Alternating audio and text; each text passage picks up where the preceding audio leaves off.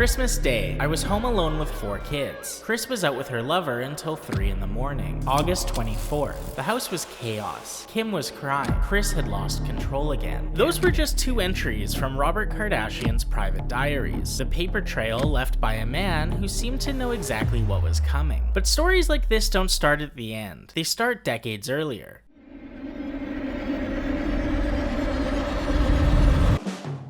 In the 1970s, Kris was 19 and newly engaged to 31-year-old professional golfer Cesar Sanudo. Cesar was often traveling for work, and Kris would take advantage of this by cheating on him with Robert Kardashian. Until one day, Cesar arrived home early and caught them in the act. Suddenly, the wedding was off, and $30,000 worth of Cesar's gold, roughly $1 million today, allegedly went missing. Soon after the breakup, Kris and Robert began dating, and several years later, they married and had 4 children. However, Kris's old habits would die hard. In the late 80s, she began having an affair with 23-year-old professional soccer player Todd Waterman. Years later, excerpts from Robert Kardashian's private diaries, published by In Touch Weekly, would shed light on just how chaotic life inside their home had become during this time. One claims Kris would leave the kids, all under the age of 11, for days at a time, saying, quote, "She doesn't leave a number in case of emergency. She doesn't care. She left the kids and screwed all night." Another excerpt from Christmas Day reads, "Kris was out till 3 a.m. I was home with 4 kids. I was alone on Christmas Day, and Kris was out with her lover. She doesn't care about anyone but herself." Many of Robert's diary entries paint Kris as an unfaithful party girl, more interested in chasing excitement than caring for her family. In one, he describes their daughter Kourtney crying and begging for her mother to make dinner, while Kris was out of the house cheating on her husband with Todd. And in maybe the most shocking entry, he details a moment of rage where Kris was allegedly, quote,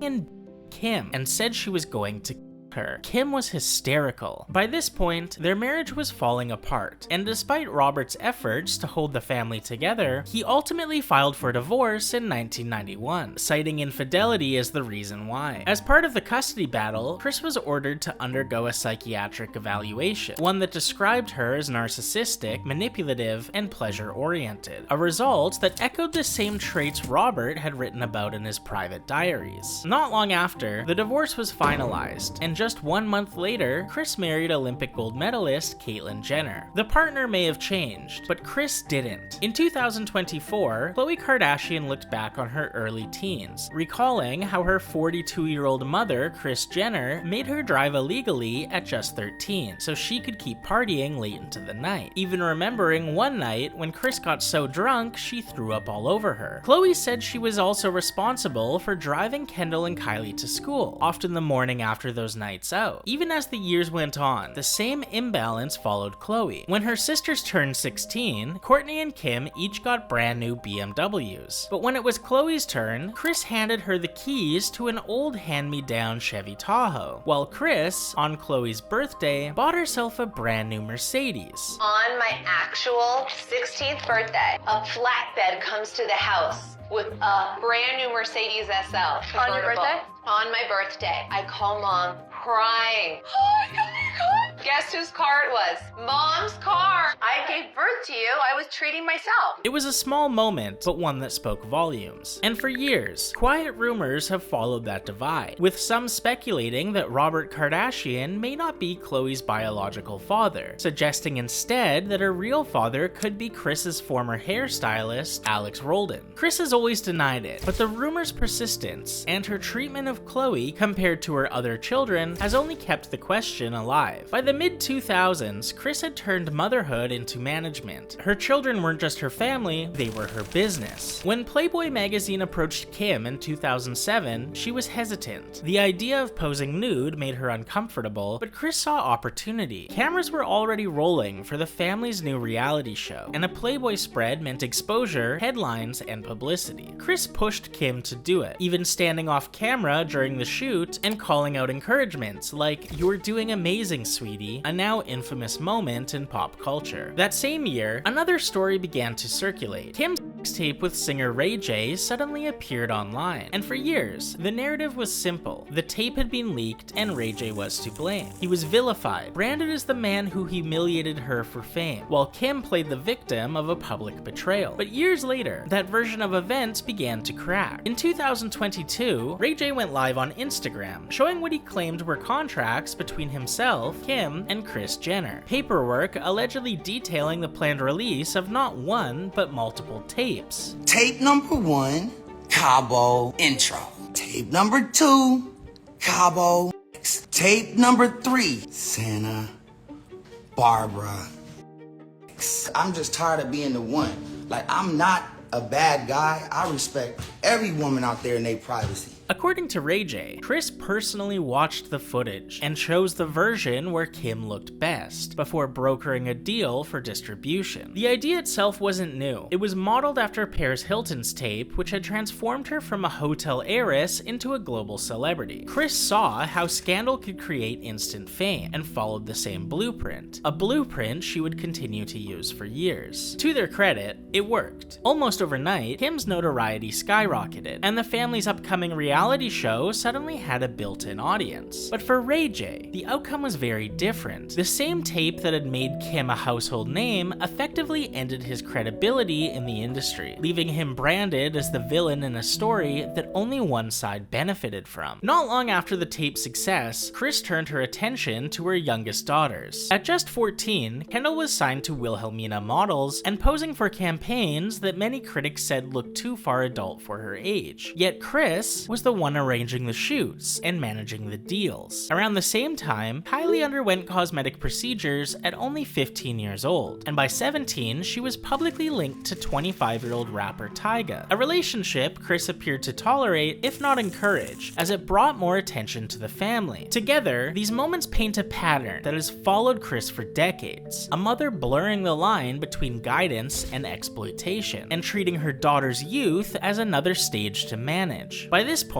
Kris's control over her daughters wasn't limited to business decisions. It showed in how she spoke to them. In one episode of Keeping Up with the Kardashians, she let her mask slip and started yelling at Kylie, hurling insults and losing her temper on camera. Have a great day, mother piece of shit. Moments like that weren't isolated. They revealed how Kris handled conflict when she couldn't control the people around her. And that same behavior showed up in other parts of her life. Even after Kourtney ended her relationship with Scott Disick over years of emotional abuse and public breakdowns, Kris continued to side with him. She invited him to family vacations, holidays, and dinners long after the breakup, often defending him on camera while Kourtney tried to move on. To some, it looked like forgiveness. To others, it looked like enabling. Another instance of Kris prioritizing what kept the family dynamic and the show alive. That same favoritism extended to her daughters. Kris has long joked about having a favorite child, sometimes naming Kim, other times switching depending on who was most profitable or publicly adored. It was said with humor, but the subtext was always there. In Kris's world, affection was transactional, and love was just another form of leverage. Of all her children, none seemed to bear the weight of Kris's criticism more than Khloé. Khloé has recalled when she was just 9 years old, her mother told her she needed a nose job, a comment that stuck with her for life, eventually getting that nose job and saying, "Who knows if I never heard mom talk about my nose if I would ever think I needed a nose job." Right. Over the years, Khloé has undergone so many cosmetic procedures that she's nearly unrecognizable from her younger self. The insecurity Kris planted growing louder with every surgery. It's hard not to ignore how differently Kris treated her. The jokes about being the other one, the colder tone, the lack of affection. To some, that difference has become further evidence, fueling long-standing rumors that Robert Kardashian might have not been Khloé's biological father. Although it remains a rumor, with Kris's history of infidelity, it isn't that hard to believe. In 2020, Kris was accused of sexual misconduct by her former bodyguard Mark McWilliams, who claimed she had made inappropriate, sexual, racist, noticed and unwanted advances towards him while he was employed by her. Kris denied the allegations, calling them fabricated and absurd, but the timing was notable. She wasn't single. She had been in a long-term relationship with Corey Gamble since 2014. To some, it was just another echo of the same behavior that's defined her life: secrecy, blurred boundaries, and a disregard for loyalty. After all the years and all the reinventions, Kris's story still loops back to Robert Kardashian, the man who seemed to love her most and understood her the least. When he filed for divorce in 1991, after learning of her affair with Todd Waterman, Kris didn't walk away quietly. She petitioned the court for $37,189 a month in child support, nearly $100,000 today, insisting she needed it to maintain her lifestyle. Decades later, in her 2011 memoir, she bragged about that same affair, describing her sex life with Todd in vivid detail, calling it addictive and crazy. It was a strange flex, almost cruel, given Robert had long since passed and could no longer defend himself. Then, in 2013, when his private diary entries surfaced, they told the other side of the story. A man overwhelmed trying to hold a family together while his wife slipped further away. And yet, generations later, the same cycle seems to play out again. Take a look at Rob Kardashian, named after the father she betrayed. Rob grew up under the shadow of the brand his mother built, one where exposure was the family business. As a teenager, Rob wanted to follow in his father's footsteps and become a lawyer, but the fame machine his mother created swallowed him whole. The reality show pressure, the public scrutiny, and the endless comparisons broke something inside of him. And in a way, Kris did to her daughters and her son what she has done her entire life, whatever it took to stay ahead. In the end, it seems Kris has always been the problem. Kris was a teenager at golf clubs, chasing older men and testing how far her looks could take her. She learned early that power could be traded, and she never forgot it. That mindset trickled down to every child she had. As unlikable as Kim can be, watching her cling to her youth feels almost tragic. From a young age, she was taught that her worth came from her body. Her career began with a